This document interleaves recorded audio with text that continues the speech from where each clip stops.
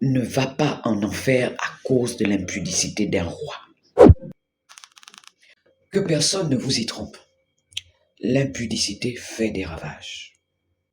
N'acceptez pas que Hollywood et même certains esprits égarés dans l'Église vous fassent croire le contraire. Fuyez l'impudicité. La souillure sexuelle fait des ravages. Et Dieu ne dira pas que c'est cette personne qui vous aura souillé. Dieu vous tiendra toujours responsable de toute souillure faite sur le corps qu'il vous a donné. Dans 2 Samuel 11, au verset 4, vous connaissez l'histoire où David va voir cette femme belle qui était chez elle. Elle n'avait rien demandé. Elle vivait sa vie de femme mariée dans son foyer. Et c'est le roi David qui va la voir. La Bible dit au verset 4 que David envoya des gens aller la chercher. Elle vint vers lui parce que c'est quand même le roi. Le roi couche avec elle. C'est un roi qui couche avec cette femme. Le roi touche au corps qui ne lui appartient pas.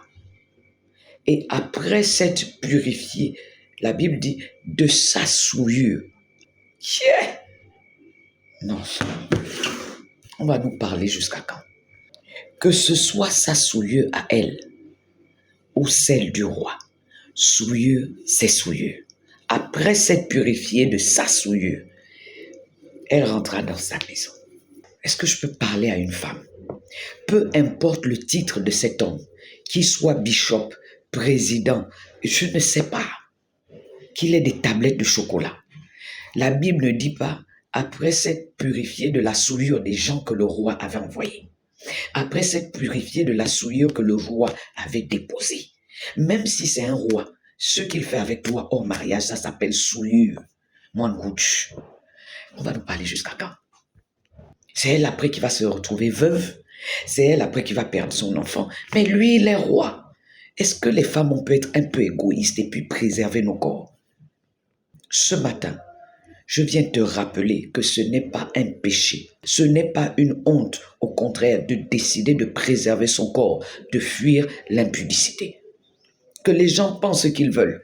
Oui, tu étais une impudique avant. Oui, nous avons tous goûté à ce qu'on appelle l'impudicité. Mais à un moment donné, il faut s'arrêter. À un moment donné, il faut s'arrêter, bien-aimé. Je ne veux même pas parler au roi. Je ne veux pas parler aux hommes, parce qu'ils s'en sortent d'une manière ou d'une autre. Même dans les Écritures, on voit ici que c'est un roi qui a envoyé chercher la femme d'autrui. Mais la Bible dit qu'elle devait se purifier de sa souillure à elle, comme si elle avait fait de beaux yeux au roi. Femme, fuyons l'impudicité. Même s'il est le roi, même s'il a l'argent, connais ton identité. N'accepte pas que la souillure d'un roi se retrouve sur toi. Je sais que même des pasteurs vont te dire le contraire. Je sais qu'un pasteur va se passer pour un roi. Il a le droit de prendre tout ce qu'il veut. Il voit quelqu'un sur un toit, il prend. Il voit une femme au marché, il prend. Mais toi, tu n'es pas une poubelle. Commence d'abord à respecter ton corps, femme. Tu es à l'image et à la ressemblance de Dieu. Ne l'oublie pas. Que Dieu te bénisse, toi qui as décidé de fuir l'impudicité. Bonne journée.